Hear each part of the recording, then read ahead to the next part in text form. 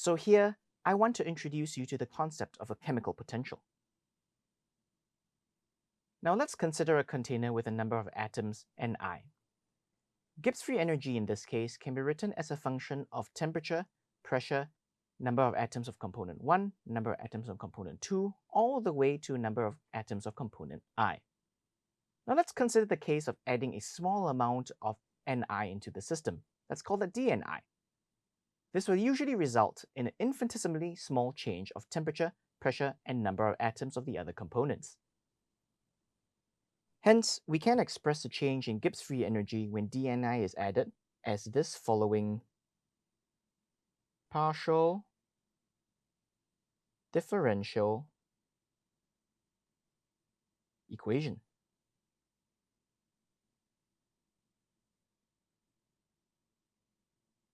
Alternatively, we can also express the equation in such a manner, which is essentially a summation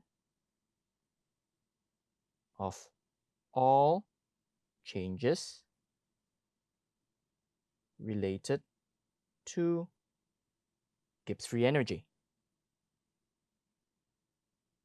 We write chemical potential either as G bar or mu.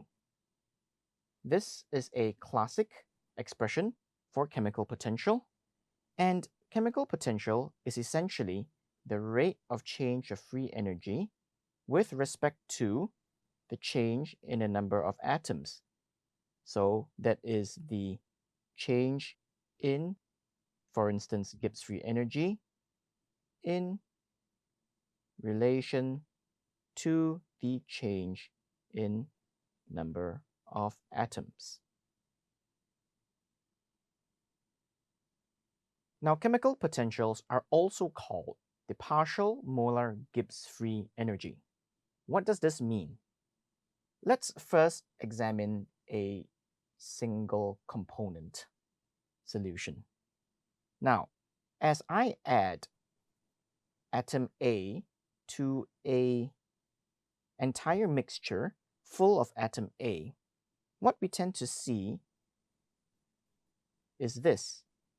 The Gibbs free energy stays the same as we add more atoms of component A at a constant temperature and pressure. Hence, the gradient is linear. However, in a multi-component mixture,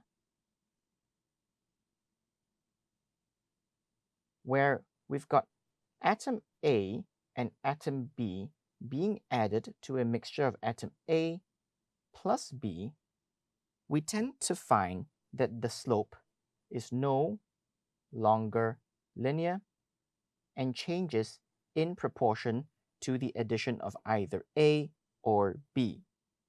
Hence, this is why we call it the partial molar Gibbs free energy, because it represents the change in Gibbs free energy in relation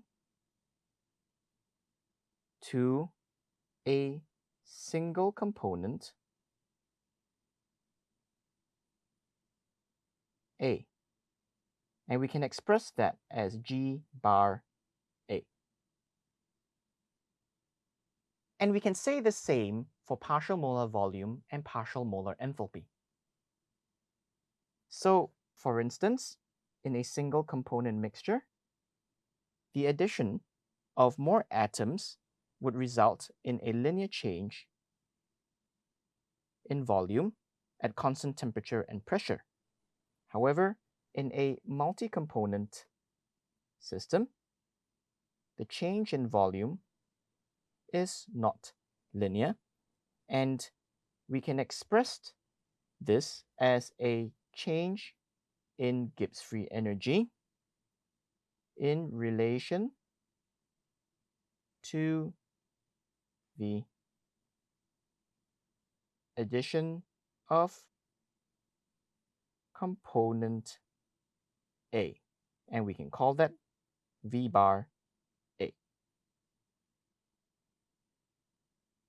For a binary system where two components are present, A and B, the chemical potential of A, or mu A, is expressed as this differential equation, which can also be expressed as G bar A.